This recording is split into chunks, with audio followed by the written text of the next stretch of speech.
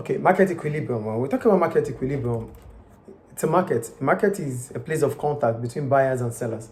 That is what a market is. So at any point in time, there's always going to be a price where both buyers and sellers have agreed to sell and to buy. Because if not, there won't be market clearing. So at any point in time, goods produced must be sold.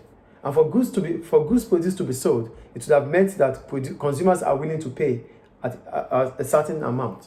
So the agreement between producers and suppliers bring about equilibrium price. So equilibrium price is the price of agreement between the quantity demanded and the quantity supplied. Is equilibrium price clear here? So immediately I talked about excess demand and excess supply, right? So we have excess demand. Excess demand simply means the price is set below the equilibrium price. So as soon as the price is set below the equilibrium price, it is assumed that the quantities demanded will increase, because based on the law of demand, the higher the price, the lower the quantity demanded. The lower the price, the higher the quantity demanded. Now just imagine that there is a price that is set below what the consumers are willing to pay, which is the equilibrium price. So if price is set below the equilibrium price, it will bring about excess demand. And if price is set above the equilibrium price, it will bring about excess supply. Based on the law of supply, the higher the price, the higher the quantity supplied. So look at the graph here. So the market price here is 6. Yes, sir. Any price set above 6 will bring about excess supply. And any price below 6 will bring about excess demand. Is it clear? Yes, sir. Any question about that? No. Okay, we'll move on. Changes in demand and supply. Are you there? Yes, sir. Demand and supply diagrams provided powerful and simple. The second to the last paragraph there. Okay, let me just explain it anyway.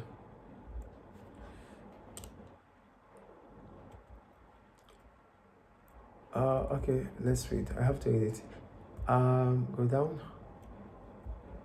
Let me use the graph to explain it. Go to figure 2. Shift in demand. Yes. A shift in demand and supply curves for a product will change the equilibrium price and equilibrium quantity bought and sold. So, a shift in demand would have been as a result of a higher price or a lower price, which would also have changed the quantity demanded or quantity supplied at any given level of output. So here, let's look at this point. The first one here.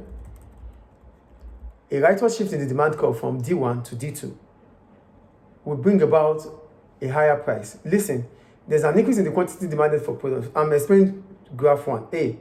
There's an increase in the quantity demanded of a product, which brings about a rightward shift in the demand curve from D1 to D2. Then it would have meant that the quantity demanded in the market has increased from Q1 to Q2. That was what brought about a shift in the demand curve from D1 to D2. Then there will be a new equilibrium price, a higher price at P2. Get the point here? Yes. As soon as quantity demanded increases from Q1 to Q2, the demand curve will shift rightward from D1 to D2. At that point in time, I'm going to have a new equilibrium price at P2. That means from P1 to P2. Is the first graph clear? Yes, sir. The second one, that is that means there's elastic here. It is elastic. Yes. But on the other one, it is inelastic. So that means a shift in the demand curve is in the left. Yeah, it shifts to the right, but there's a significant change based on the graph. Look at the graph. Here, it is inelastic. So the price change is not as much as this. Do you understand the point? Yes. And the third graph is about supply. A rightward shift in the supply curve from S1 to S2 will increase the quantity supplied in the market. As a result of that, the price of the product will fall from F to E. Do you get the point or not? Yes. Do you get it or not? Yes, sir. An increase in the supply curve will bring about a rightward shift from S1 to S2. Then it will bring about a fall in price from 0F to 0E. That is about that. Is it clear? Yes, sir. Then the last one. A rightward shift from S1 to S2 will bring about from S2 to S1 here. There's let me see the graph again. The quantity supply, okay. A fall in price from P2 to P1 will bring about an increase in quantity supplied from D1. Here, the quantity demanded has increased from D1 to D2. At the same time, the quantity supplied fell from S2 to S1. And this will bring about a high price from P1 to P2. demand and supply has changed. As a result of that, price has changed. Here, the quantity demanded has increased from D1 to D2.